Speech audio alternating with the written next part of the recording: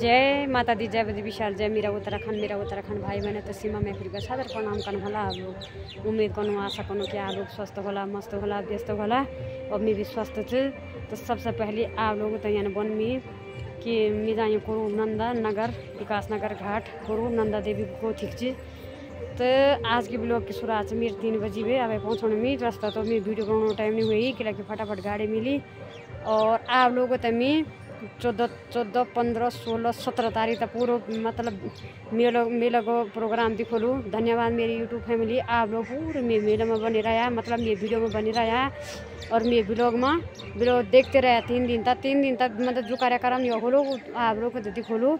अब मैं देखो यो देखा ये चुकरूड़ गई ब्लॉग बनाने वाला ये चाहिए भी ब्लॉग ये भी ब्लॉगर पर दीदी ज़्यादा से ज़्यादा सपोर्ट करी, आपको प्यार दिया, सब्सक्राइब करी, बहुत सारा सपोर्ट दिया दीदी। बहुत अच्छा ब्लॉग बने और भजन कीर्तन जो हमारे लोग नृत्य थी वो बारे में बहुत अच्छे बताए दीदी बहुत सारा सपोर्ट करी दीदी। आपको प्यार और सपोर्ट है बहुत ज़्यादा जरूरत थी।